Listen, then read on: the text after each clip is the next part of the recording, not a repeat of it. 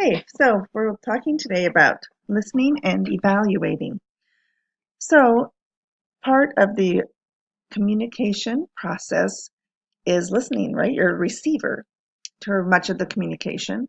And in your text, you read about noise, and you and your audience will have noise that's interrupting your communication. So, that's something you really want to think about as a speaker and as an audience member. What noise are you bringing? Internal and external noise that will interrupt the communication process.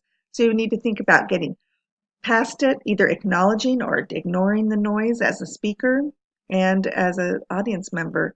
So that's an important part of the process of you as being a listener and an evaluator of communication is taking care of that noise issue. And also, of course, you are giving feedback as an audience member. And so it's important for you to do what you should do as a listener, as an audience member, to help that speaker. So we read that there's different types of listening. We can either listen to appreciate, to empathize, or give sympathy, to understand, which is informative listening. That's what we're going to do for informative speeches, right?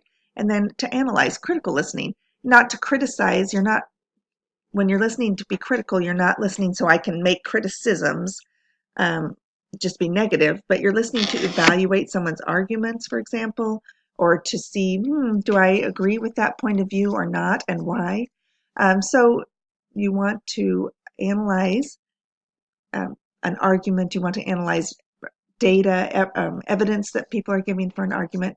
So you'll particularly do that in your persuasive speeches, but in the informative speeches too, you're going to listen to analyze their um, supporting information and to analyze how well they have carried out the requirements of the speech. And then you're going to give us some evaluation for that. So to help you do those things, you really want to know the audience. And I'm going to emphasize this over and over again. I know that they mention it in the text as well, but you really want to try to know that audience as well as you can. And in our class, that's how we apply it, is to know our class, and we try to get to know them through all of our um, interactions in class. But when you speak to another audience, try to do everything you can to know about them. Ask when you are given a speaking assignment. If you don't know the group, if you're speaking at, say, a wedding, you probably know the group pretty well already. But if you're speaking at another group, an FHA asks you to speak, or an FFA, or um, your a class asks you to come and speak, then ask about the audience first. Who's in that class? How many people? How old are they? How much do they know about this topic already? Have you already covered it, or is this the first introduction?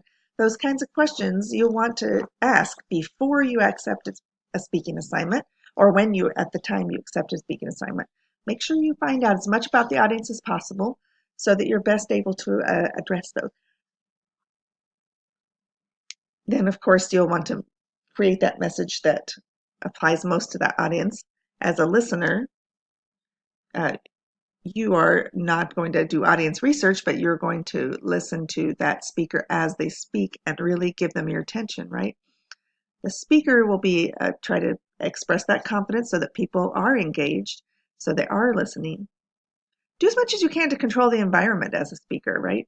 You can rearrange the room in the way that makes most sense to you, or that works best for your speech. You can rearrange the podium. You can walk out into the audience. Whatever it's going to take um, to help turn on the lights, turn off the lights, work with the temperature if you can, depending on where you are, and really be in tune with that audience and their feedback. Now, as a listener, you want to be active.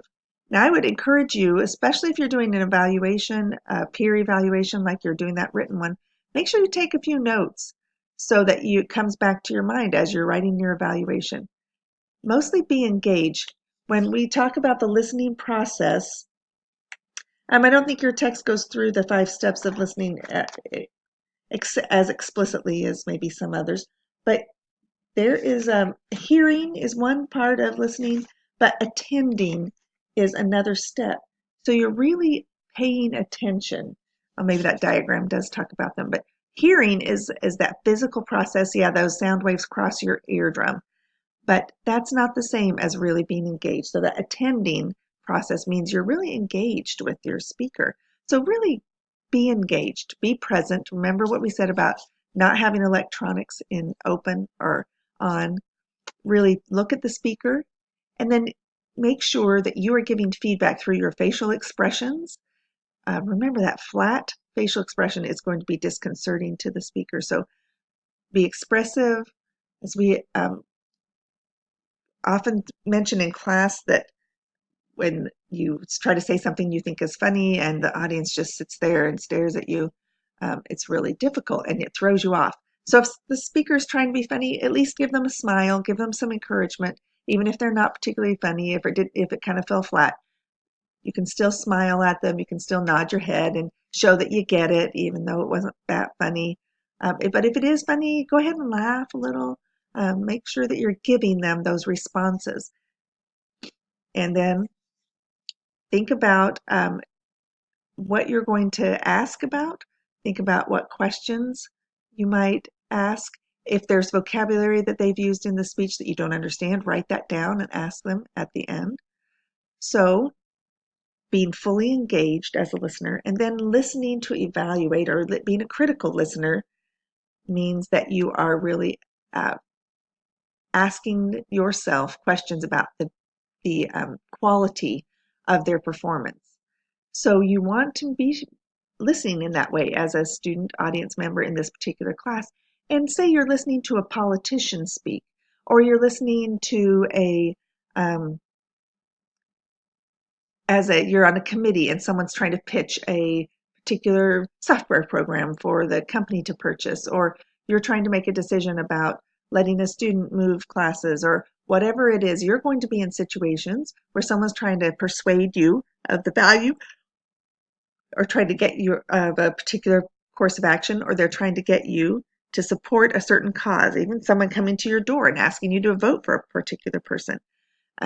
Listen critically. Be a thoughtful listener. So you're taking in mind, you're saying, what evidence are they giving me in support of their point of view? Suspend judgment. And that's, you're going to hear people get up and say something that you think is completely off, and then they're going to spend 7 or 8 minutes trying to convince you in their persuasive speech.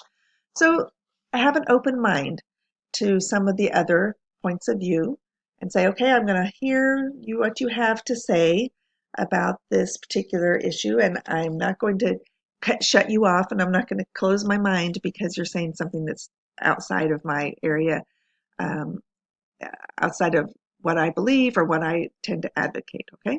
So adjust and be open-minded about their ideas. You don't have to agree with them, but at least say, I'm going to open my mind and evaluate this critically based on the evidence, based on how well they present that evidence, based on how credible I think that evidence is, and how well they organized it, and how well they made their argument, okay? So a critical listener and an active listener, two different things, but you want to do both of those things all the time, not just in our classroom speeches, but when you're hearing other people make presentations too. You're evaluating, okay, I hear this person making this case. How much do I agree with that? It really is a positive. Really think of this evaluation, the feedback you get. As a speaker, you want to just step out a little bit and say, I need to take some critique so that I can get better. And as a listener, you're really becoming a better speaker as well by really critiquing, thinking about the way someone made that speech so that you can improve those things in your own speaking. So it makes you a better communicator to do this listening and evaluation. And also can build your confidence because you'll get positive feedback as well, and that'll help you say, hey, yeah, I'm doing great in this area. Okay, so when we make a judgment or an evaluation in class or any other time, but I'm talking about, of course, when we give feedback to our peers in class, we're going to give some oral feedback each time as well as some written feedback. Every speech besides the introductory speech will give some oral and written feedback. So we want to have a justified judgment. So you can make a judgment, but then you need to give evidence and support that judgment. So you can describe what happened. So you said this, you did this, you stood up in front of the class and stood in one place the whole time. Now you make a judgment. I didn't think that was particularly effective. justification. Um, I know that it made me feel a little uncomfortable because you were standing so still. It made me, after a while, it was a little awkward because I was just paying attention to the fact that you were just standing in one place, and it was hard for me to pay attention to your words.